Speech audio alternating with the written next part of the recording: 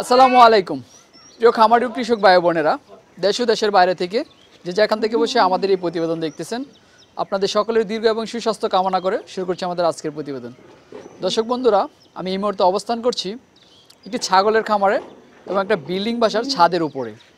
এই ছাগলের খামারটার অবস্থান হচ্ছে ফেনী সদরের সুলতানপুর গ্রামের পৌরসভার ৬ নং ওয়ার্ডে।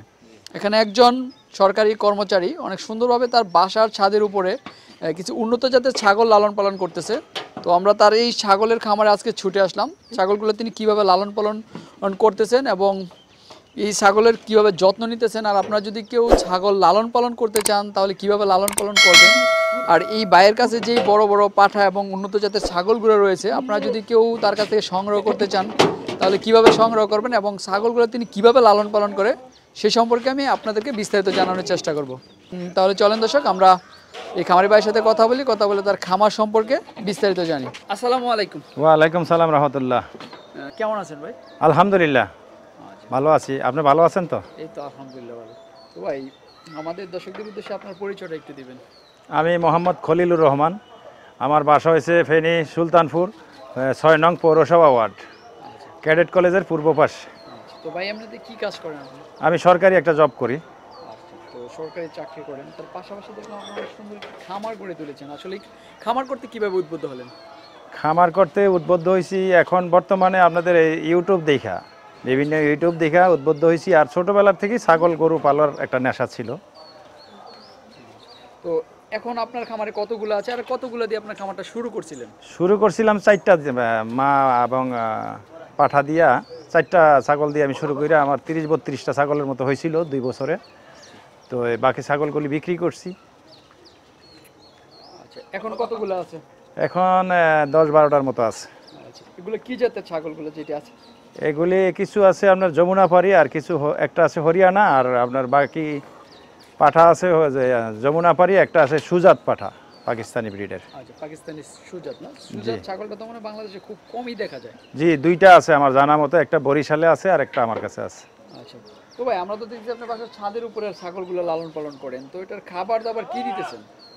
ওই দানাদার বেশি খাওয়াইতে হয় আর কি। নিয়ম হইলো আপনার 60% ঘাস আর 40% আপনার দানাদার খাওয়ানোর। তো আমার ঘাসের সংখ্যা কম, যার জন্য দানাদার বেশি খাওয়ানো লাগে, এতে কস্টিং বেশি পড়ে আর কি।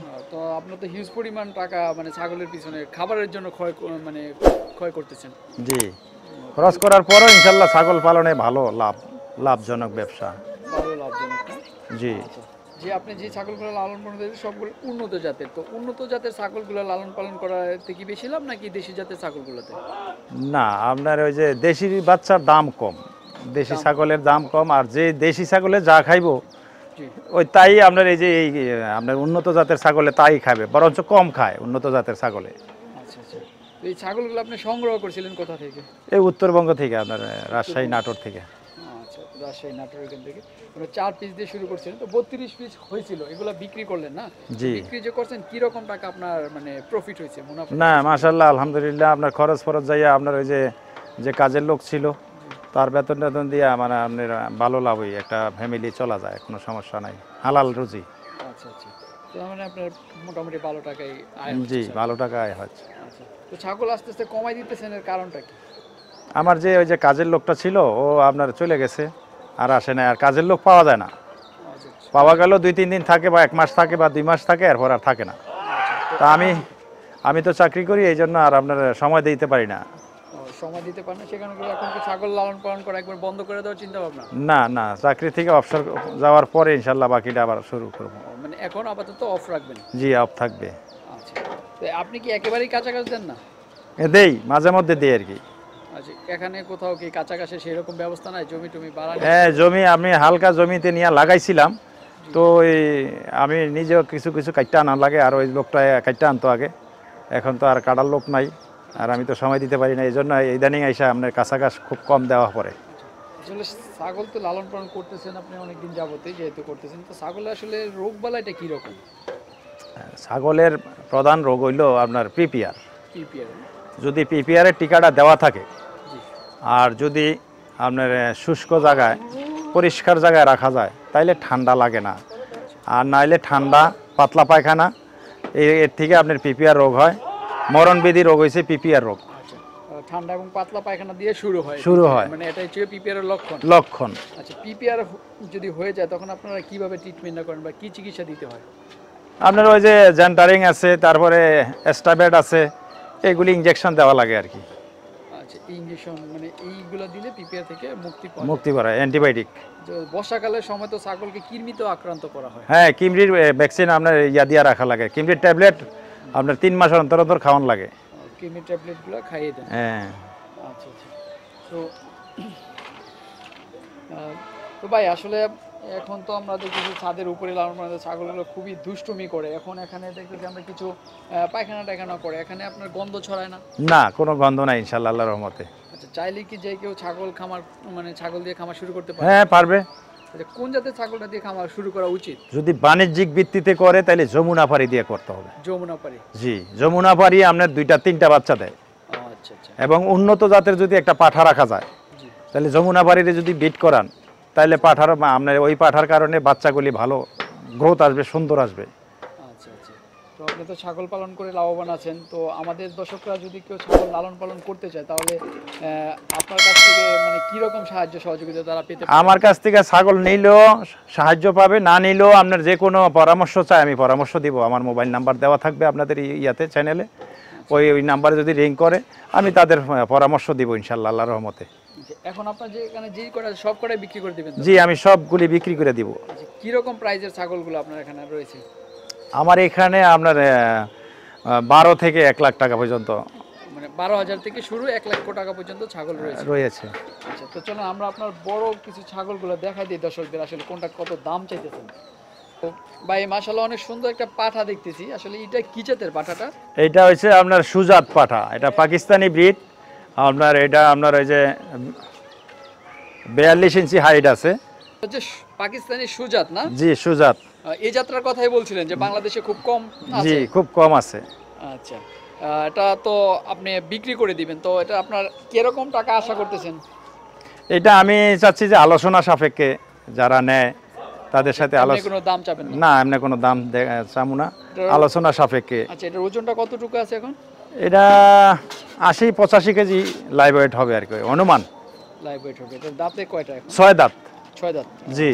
এটাতে ব্রিডিং করানো হয়? হ্যাঁ, এটা দিয়ে বিট করায় এবং এইটার বিডের বাচ্চার জন্য আপনার অর্ডার দিয়ে রাখে।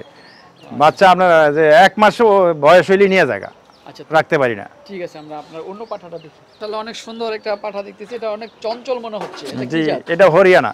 হরিয়ানা না? জি। আচ্ছা, এটা ওজন কতটুকু হবে এবং এটার বয়স এখন কত? এটার বয়স হচ্ছে 9 মাস, দাঁতে নাই। এখনো দাঁতে নাই? জি না। আচ্ছা, এটা বিক্রির জন্য দাম কত চাচ্ছেন? এটা আপনার 40-45 হাজার টাকা দাম চাচ্ছি। এটা কি জি, হালকা ইয়ে আইছে আর কি। আচ্ছা, হালকা ক্রস হয়েছে।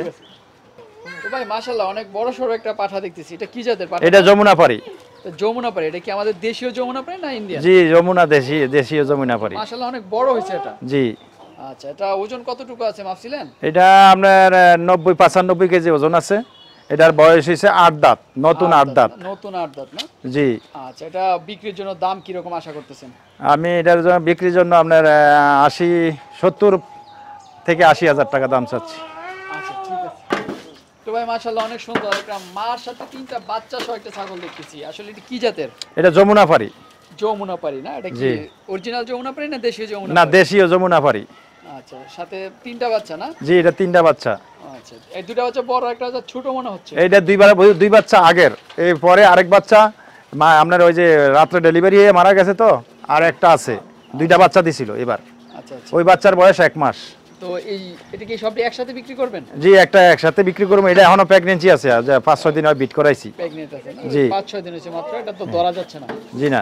আচ্ছা, তাহলে প্যাকেজটা কত টাকা হলে নিতে পারবে আপনার কাছে? এই 5টা বাচ্চা ছাগল আমি 1 লাখ টাকা আপনার প্যাকেজ চাচ্ছি। 1 লক্ষ টাকা চাচ্ছেন? জি, 1 লাখ টাকা চাচ্ছি। আলোচনা সাপেক্ষে তো কিছু কমাতে পারবে? জি, আলোচনা সাপেক্ষে কিছু যদি একজনে নেয় ওই হিসাব। তো ভাই মাশাআল্লাহ আপনার ছাগলগুলো আমরা দেখলাম, ভালো লাগলো। তো আমাদের দর্শকরা যদি আপনার কাছ থেকে নিতে চায় তাহলে আপনার সাথে কিভাবে যোগাযোগ করবে? আমার ফোন নাম্বার আছে, আর আমার বাসা হয়েছে আপনার ফেনী, আপনার সুলতানপুর 6 নং পৌরসভা ওয়ার্ড, আপনার ক্যাডেট কলেজের পূর্ব পাশে। আর মহিপাল ফেনী মহিপাল আসতে হবে, যে এখান থেকে আসুক ফেনী মহিপাল আসলে মহিপাল থেকে আপনার ওই যে সিএনজি যোগে আমার বাসায় আসা যাবে।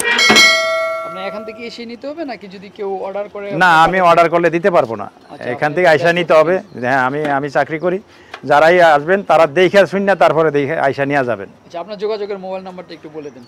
01316788196। আচ্ছা দর্শক, আপনারা এই নাম্বারে যোগাযোগ করলে ভাইয়ের কাছ সাথে যোগাযোগ করতে পারবেন, করে ছাগলকে সংগ্রহ করতে পারবেন, এবং আমাদের ভিডিও ডিসক্রিপশনে ভাইয়ের নাম্বার দেওয়া আছে, সেখান থেকেও আপনারা যোগাযোগ করতে পারবেন। তো ঠিক আছে ভাই, আপনার ছাগলের খামারটা দেখলাম, ভালো লাগলো, আমরা আবার আসতে পারি যে কোনো সময়। তো আপনি ভালো থাকবেন, আজকের মতো বিদায় নিলাম। আসসালামু আলাইকুম। ওয়ালাইকুম সালাম রহমতুল্লাহ। আপনারা ভালো থাকবেন আর দোয়া করবেন যাতে তাড়াতাড়ি বিক্রি হয়ে যায় আমার। হ্যাঁ।